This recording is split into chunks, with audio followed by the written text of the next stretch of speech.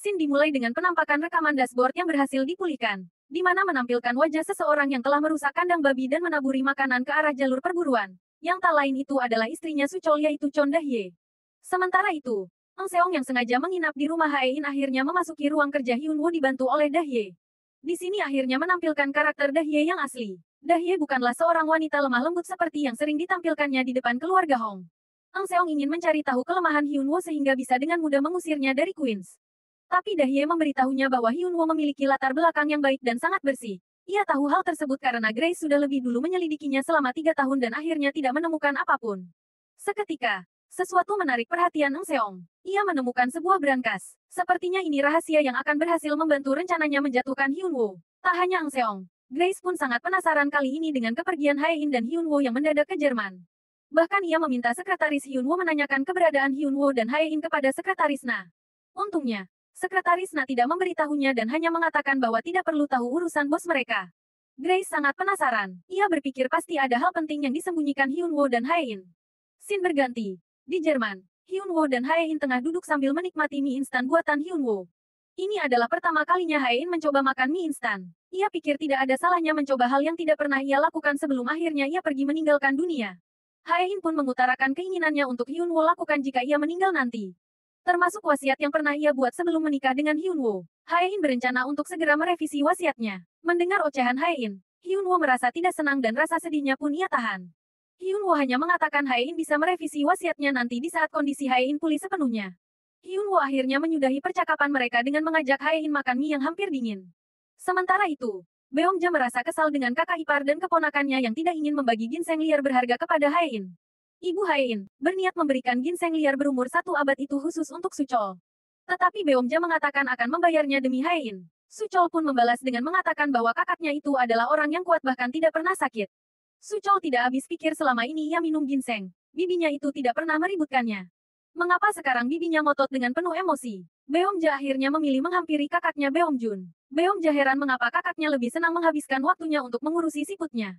Beongjun mengatakan bahwa siputnya itu menderita sakit parah dan akan mati jika ia tidak membantunya memberi makan. Beongja yang mengetahui Hae-in sakit parah dan melihat Beongjun lebih sayang pada siputnya dibandingkan anaknya akhirnya emosinya pun meledak. Beongja akhirnya hanya bisa menangis di depan Beongjun dan mengajaknya minum alkohol. Beongjun pun bingung dengan tingkah aneh adiknya itu. Sementara itu, terlihat Hae-in dan Hyunwoo sedang duduk di ruang tamu. Tampak jelas kecanggungan di antara mereka. Hae-in akhirnya mengambil inisiatif dengan mengatakan akan tidur di kamar dan berkata pada Hyunwoo untuk tidur di kamar mana saja. Sebelum Hae-in sempat menutup pintu kamar, Hyunwoo sudah lebih dulu mencegahnya. Hae-in sempat bingung dengan Hyunwoo yang tiba-tiba ingin tidur di kamar yang sama dengannya. Hae-in pun dengan sikap jaim bertanya apakah Hyunwoo ingin tidur untuk hari ini saja atau untuk seterusnya. Hyunwoo pun menjawab bahwa mulai hari ini dan untuk seterusnya ingin tidur bersama Hae-in. Hae-in menyetujuinya. Walaupun dengan wajah penuh pertimbangan tapi di dalam hatinya sebenarnya Hae-in merasa senang. Di dalam kamar, Hyunwoo mencoba mendekati Hae-in. Tapi Hae-in menjaga jarak malah ia membuka topik pembicaraan. Hae-in membicarakan tentang temannya yang mengalami kecelakaan dan dikira sekarat akan meninggal oleh suaminya. Suami temannya lalu membawa pengacara untuk mengurus tentang surat wasiat istrinya. Ternyata temannya itu baik-baik saja. Hae-in pun membandingkan diri Hyunwoo dengan suami temannya itu. Hae-in juga mengatakan temannya itu hampir mati dan bisa-bisanya suami temannya lebih memikirkan harta istrinya. Mendengar itu, Hyunwoo pun hanya bisa tersenyum penuh ketegangan. Ia takut jika Hae-in tahu yang sebenarnya, bahwa ia pun dulu sempat memikirkan tentang surat wasiat istrinya. Hae-in pun memuji Hyunwoo yang berbeda dengan suami temannya itu. Hae-in berkata bahkan Hyunwoo tidak memikirkan tentang surat wasiat Hae-in. Saat Hyunwoo tahu penyakitnya, Hyunwoo bahkan memeluknya dan menghiburnya dengan mengatakan cinta pada Hae-in. Hae-in juga mengingat beberapa perlakuan manis Hyunwoo belakangan ini. Saat dirinya tertidur, Hyunwoo memeriksa Hae-in apakah ia masih bernafas. Saat Hae-in terbatuk Hyunwoo pun panik dan menyuruh asisten untuk menelepon ambulans. Saat membicarakan soal wasiat, Hyunwoo terkesan tidak peduli berapa harta yang akan ia dapatkan. Dan Hyunwoo bergadang semalaman demi mencari informasi di internet terkait cara penyembuhan penyakit Hae-in. Dan kini, Hyunwoo pun menghampirinya terbang ke Jerman hanya karena mencemaskan kondisinya. Hae-in mengatakan bahwa ia sungguh diberkati suami yang sangat baik. Hyunwoo tersenyum lemah sambil mendesis dengan penuh keraguan bahwa Hae-in tidak memiliki hal semacam itu. Hyunwoo yang memandangi wajah Hae-in saat terlelap, akhirnya memegang jemari Hae-in. Hae-in tanpa sadar juga memegang erat tangan Hyunwoo. Malam itu juga Hyunwoo memikirkan segala perasaannya dan penyakit Hae-in. Akhirnya ia terduduk di gereja hanya bisa memanjatkan doa terbaik untuk mereka. Sementara itu, di Korea, Teman Hyunwoo menghubunginya, menanyakan keberadaannya karena seharusnya saat ini jadwal mereka bersenang-senang. Hyunwoo pun berkata ia sedang di Jerman bersama Hae-in. Teman Hyunwoo merasakan perbedaan sikap Hyunwoo. Ia bukanlah Hyunwoo yang ia kenal dulu. Adegan berganti, di mana Hae-in dihubungi oleh pihak rumah sakit untuk memulai tindakan pengobatan. Hae-in pun memberitahu Hyunwoo berita baik tersebut, tanpa Hae-in ketahui. Di balik itu, Hyunwoo lah yang mengurus semuanya. Sebagai pengacara terbaik Korea, ia menggunakan kemampuannya untuk bisa berdiskusi dengan pihak rumah sakit. Hyunwoo memberikan kata-kata semangat pada Hae-in dan memberitahunya terkait hal apa saja yang harus dilakukan dan diperhatikan dalam proses pengobatan. Hae-in heran dan bertanya mengapa Hyunwoo mengetahui banyak hal terkait hal medis.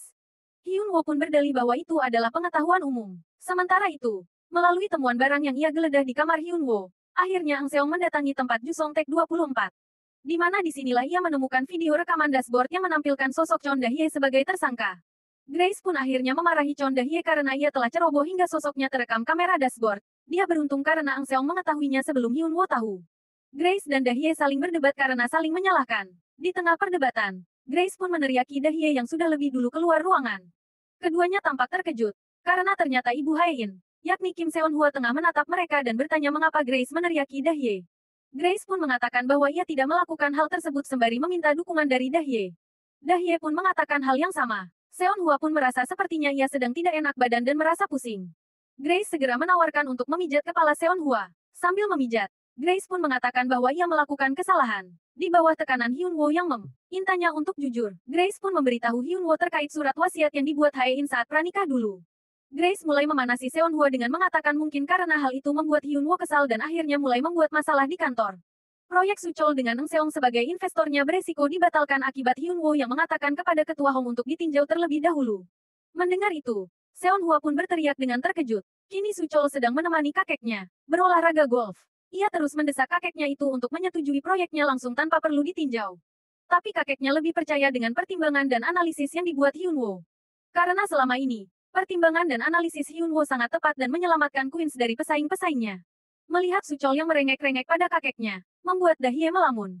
Ia mengingat masa lalu. Saat itu, Ang Seong kecil melemparkan bola ke kepala Suchol. Itu membuat Hae-in memarahinya.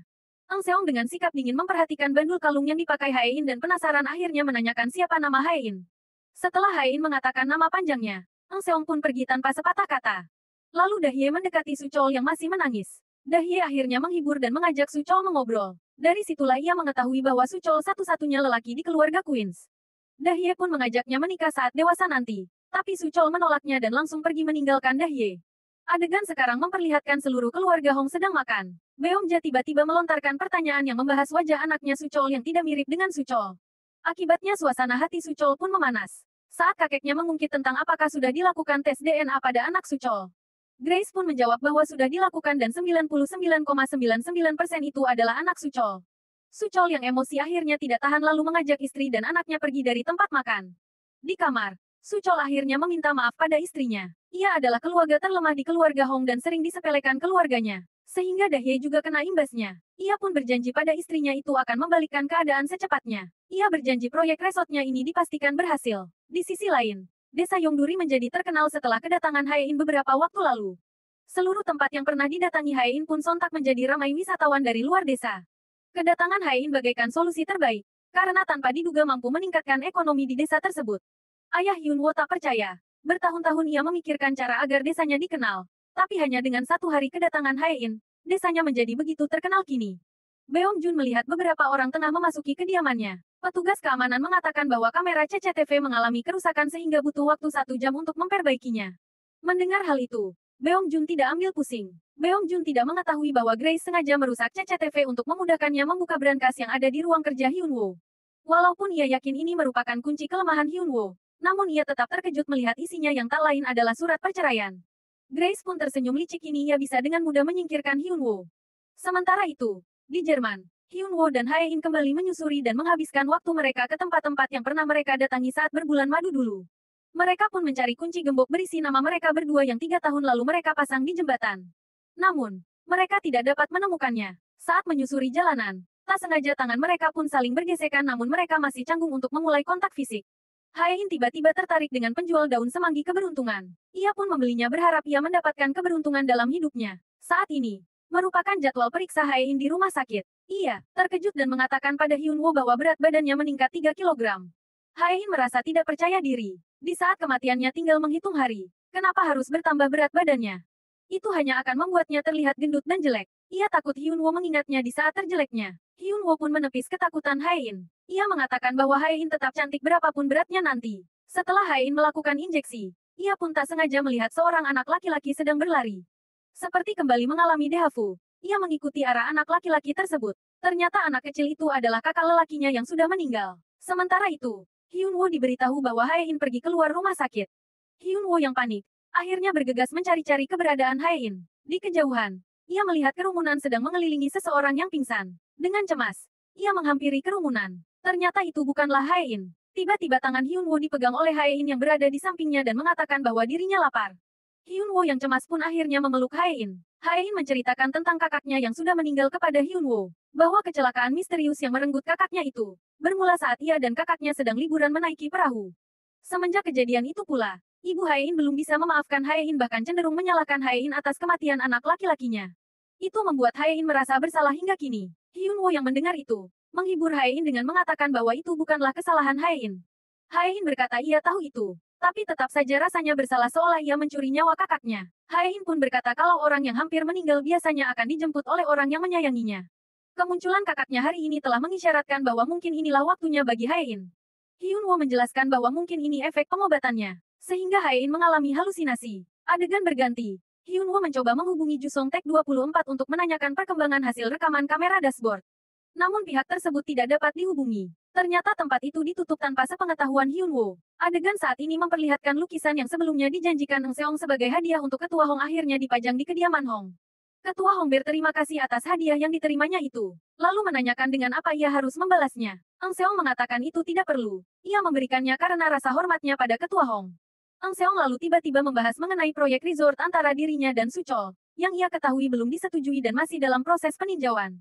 Ketua Hong mengatakan bahwa itu atas pertimbangan dari cucu menantunya, Hyunwoo.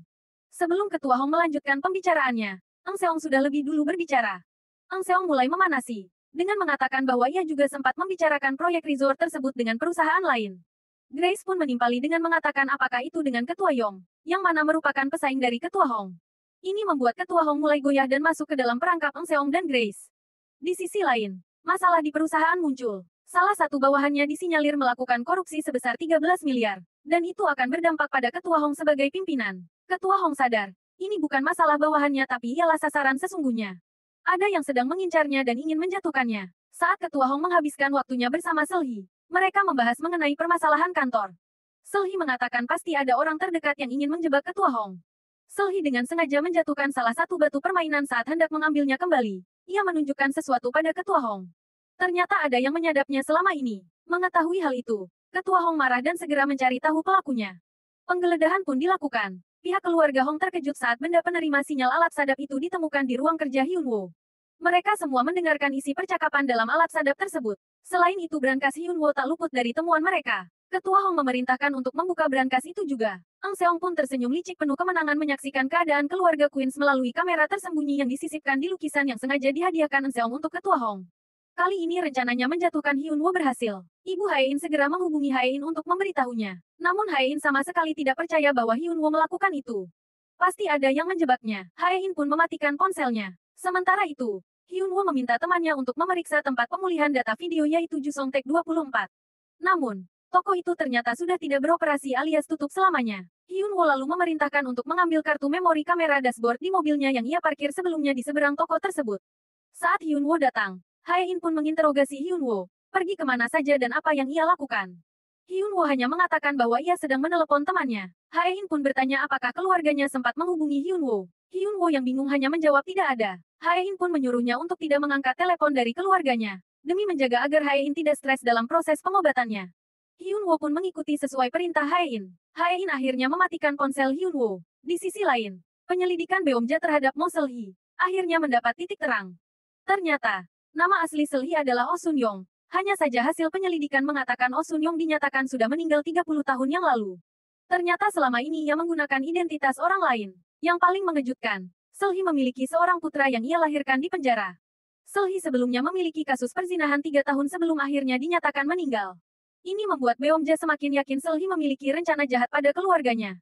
Adegan saat ini memperlihatkan suasana di keluarga Hong yang semakin memanas saat menemukan surat perceraian Hyunwoo di berangkas yang dibuka paksa oleh ketua Hong dan disaksikan seluruh keluarga Hong. Sementara itu, Hyunwoo dan Hae-in sedang jalan-jalan menikmati suasana malam di Jerman. Hae-in bertanya apakah ia perlu berdoa karena esok hasil terapinya keluar. Hae-in berkata saat ini ia butuh banyak keberuntungan agar hasil terapinya membawa kabar baik. Saat melihat antrean orang membeli kebab, tiba-tiba Hae-in juga ingin menjadi orang biasa, yang mengantre membeli kebab.